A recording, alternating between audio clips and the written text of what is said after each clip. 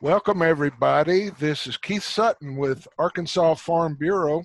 Today, I have the great pleasure of visiting with Luke Naylor, the Waterfowl Program Coordinator for the Arkansas Game and Fish Commission. Welcome, Luke. Glad to see you again today. Likewise, Keith. Thanks for having me. Well, it's May, and there's probably some hardcore duck guys thinking about ducks. But a lot of us aren't just yet. But if we're farmers, we might want to start thinking a little about waterfowl, and there's good reason for that. The Waterfowl WRICE Incentive Conservation Enhancement Program, or WRICE, W-R-I-C-E. Tell us all about that, Luke, because there's some important things going on with the program this year that you'd like to let our farmers know about. You bet. Yeah. So this program is that acronym is kind of a mouthful, but just think of it. We just kind of call it the WRICE program, but it does kind of explain what we're doing with it. So to take a step back, just a couple years now, so the program has grown substantially this year, and we'll get to that here in just a minute. But to step back a little bit, we know that for years and years, decades, the rice industry, waterfowl folks, waterfowl hunters, us and the conservation organizations, we kind of had this partnership that's worked really well together. Rice has provided a lot of resources for waterfowl across Arkansas and other states, other places where rice has grown, of course. But we've seen some changes over the years. And there's been some pretty good research that's getting to be 10, 15 years old now, but it's still relevant. It talks about the changes in rice culture, earlier varieties, cleaner varieties, more efficient harvest capabilities, right? Nobody's building a less efficient combine these days. That's not really an incentive to do that. So lots of changes that have really reduced the amount of food for ducks in rice fields, say since the 80s, maybe, when you might argue was a peak. So now we've seen that happen, and we've been talking about, okay, how can we help fix that to some degree, to help rice continue to be this hugely important landscape for waterfowl, this crop for waterfowl. And something we really started noticing in the past 5 to 10 years, let's say, and a lot of it from our aerial survey observers that fly 4 times a year across the state, and anybody taking a commercial flight out of Little Rock the last few summers. I think 2017 for sure, maybe 2016, real dry through October and November, which is normal, but these were exceptionally dry, and there was a lot of fall tillage happened. Just a lot of it. You just seemed to catch our eye in those years, and those same studies indicate that if a rice field is fall tilled, it essentially has zero food value for ducks. Now we know I'm not an agronomist or an ag economist or a farmer, and we are not a legislative, regulatory body here, right? We wouldn't want to be, but we care about the resources left for ducks. And we see, wow, this kind of seems to be growing, and what can we do to help incentivize farmers to maybe leave some rice fields untilled? And so we started a really, really small program, went to our directorate and commission and said, hey, we want to pilot this. And we got just a little bit of money, and we're able to get a handful of farmers to sign up and say, yeah, I'll do that, or I'll do that on more. I do that already, but your funds will help me do it on a few more acres. And that was in the 2018-19 season, excuse me. And then last year, we kept the same amount of money, but decided, okay, can we also layer public hunting access on top of this? Very controlled, permitted, weekends only. Game and Fish assumes all the responsibilities for running that hunt program, where the landowner should have zero contact with an individual hunter. Heard from a lot of folks that maybe that won't work in Arkansas, right? Given it's in dang near every other state in the country, but kind of heard that won't work with rice. And you know what, it did. And we had just, again, a small number of farmers, about 10 or 11 fields we had out there. And it really seemed to work for everybody. The farmers seemed to be happy with it. We had a lot of interest from hunters. And the most important thing maybe is that two most important things. We provided habitat for ducks, and we didn't have any issues with damaged properties. Hunters seemed to respect these properties, respect this opportunity.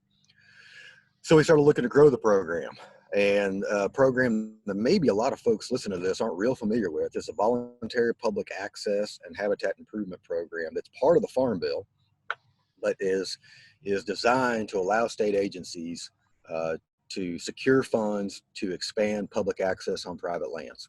So we applied for a grant and fortunately got those funds, which will allow us to, go from $150,000 per year budget to about $750,000 per year Wow. budget.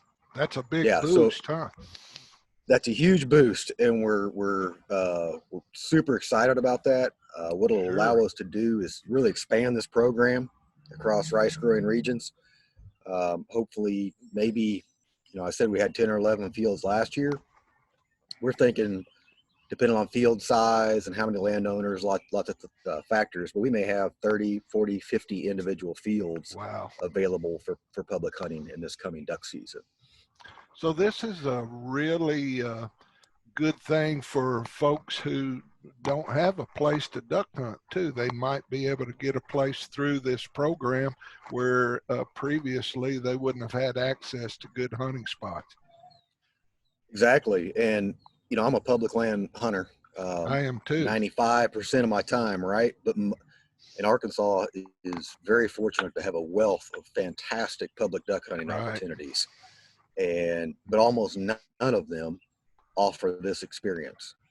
And Bald Knob National Wildlife Refuge is a little bit of an exception there. We've got a few moist soil management areas, but having rice fields available to public land hunters essentially, or those without a lease or property to hunt, which there's a lot of folks out there like that these days. And the opportunity, even today's landscape, to have an opportunity to hunt geese on these rice fields, where our public lands offer virtually no opportunity for that. Absolutely. And yeah, so this is something, it's a really different experience that people can take advantage of. And we saw about 100, 130 people apply each week for those 10 spots. Wow. So that may not seem like a huge number, right? 100 and some people out of 100,000 duck stamps sold in Arkansas. But, that's less than 10% of people actually getting drawn, right? So it's a pretty high demand for what we have. So yeah, hopefully a really great opportunity for people to enjoy one of the different waterfowl habitats we have in Arkansas. So what are the program guidelines if I'm a farmer and I'm thinking about, I'd like to enroll some of my rice acres in this program? What are some of the guidelines? What will they have to do, and how does that benefit them as farmers as well? So we're still tied back to the habitat practice initially, right? They're reducing fall tillage to try to preserve waste rice on the landscape for ducks. That's still overarching objective here. And so that's number one. You have to suspend fall tillage on those acres. Now we allow rolling. We allow burning. Actually, burning has been, I know there's issues with air quality and smoke management, things like that, and we're aware of that. But patchily burned rice fields have, both through research and anecdotally, have been shown that they're pretty preferred by waterfowl. They provide a lot of neat resources, and so we're okay with that. We're just no tillage. We're allowing people to roll. Some folks use some really shallow harrows to go in and kind of prep that straw for burning, for example. And we're okay with that. We just don't want to see that dirt turned under where that rice seed becomes unavailable to waterfowl. So folks can do that, and then they need to have the infrastructure in place to hold water, right? So different rice culture practices, right? People knock down levees, they leave them up. I mean, you got more permanent rice now going on with permanent levees, which make this actually pretty easy. So there's lots of different ways people flood their fields, right? But this program requires them to have the infrastructure in those fields, be it levees, structures, whatever, ready to hold water as of October 15th. And then there's really there's basically, it kind of splits at that point. You can either apply for a $25 per acre payment to just let rainfall flood the field, Right. keep it ready to flood from October 15th through February 15th, and then just let rainfall do what it will. And then for additional $25 per acre, so $50 per acre, you guarantee surface water flooding. We know not all farmers have surface water availability at this point, but given known issues with groundwater depletion, the cones of depression that exist in the Delta, we can't, and NRCS, we're not our funder now, right? We have to steer clear of any groundwater pumping to flood these fields. So guaranteed surface water from November 1st through February 15th is a $50 per acre payment. Then on top of that, we layer a $100 per acre access payment. So that $100 per acre allows us, essentially the farmer agrees through contract to sign off all hunting rights to Game and Fish for that season. Okay. And so we think farmers are kind of seeing this as a fairly simple contract. So that's important that it's clear, and they've kind of liked it. It seems to be pretty straightforward. Right. $100 per acre, and yeah, so they'll get that. They sign up, they assign over hunting rights, and then we institute a permit only waterfowl hunting program. So that would be weekends during duck season. We do a weekends draw. Only. We're going to allow hunters to hunt all day, weekends only. So it sits Monday through Friday. Gotcha. Nobody should be on that property. Which, I've talked to a few colleagues like, well, wait a minute, you're only providing weekend hunting, right? You're paying a pretty high payment rate per acre, which is actually about the going rate for rice fields in Arkansas. But we think that weekend only hunting is super important, because essentially you got a quality hunt there on the weekend, we hope. Right. By letting that field rest Monday through Friday, we're letting folks hunt it all day, so they can kind of go out there. They're going in blind on Saturday morning. They can scout from the road and parking lots, but they can't be on the property until that Saturday morning. So it's a little tough, right, for a hunter to go in there blind and figure that out. You and me, public land duck hunters, it's just kind of what you do, right? Right. But, exactly. But we are letting them hunt all day, so they can kind of figure it out. If they need to adjust for an afternoon hunt based on where birds are, they'll have that option. Now this year we're just gonna kind of see how it goes. As far as we've provided this early October, last weekend of October, speckle belly season. Right. The last couple of years. That's for white-fronted geese. Is that correct? Yes, thank you. Yeah, for white-fronted geese. Right. And we didn't offer that as part of this last year, but we're just going to kind of work with landowners who apply, and if they're okay with that, and they're in an area that typically has white-fronted geese early like that, we may try to go ahead and offer. That field wouldn't have to be flooded, of course. It doesn't matter so much for geese. We might be able to provide a weekend opportunity for speckle belly hunting there as well. That's going to be a case-by-case basis. If you're familiar with white fronts at all, most of these farmers out there are seeing them now all the time in October. Yes. And they're getting the farmer more will know, and more abundant, it seems like, every year. They are in Arkansas. We're getting the vast percentage of all the white fronts in the mid-continent are coming to Arkansas at some point in the winter. And the farmers will know that. We're going to ask them, say, hey, do you typically get white fronts in October? And yeah, okay. Well, we may go ahead and try to work out a white front hunt. But if it's some property that doesn't typically, we're not going to draw it out. So a hunter goes out there and stares at no geese for a weekend, right? So, because it's kind of limited where they go. But that's the basics of the program, Keith. So if you got, if you got any questions about that, maybe now I'll see where your information gaps are, and I can fill them. One thing folks may want to know, they're not out there as farmers just on their own. If they need assistance learning and gaining knowledge on how to properly manage, y'all will help them with that. Is that correct? Absolutely. So a big part of this is just be able to have that interaction with rice growers. Right. And I think a lot of us here in Arkansas take for granted that rice and ducks just go together.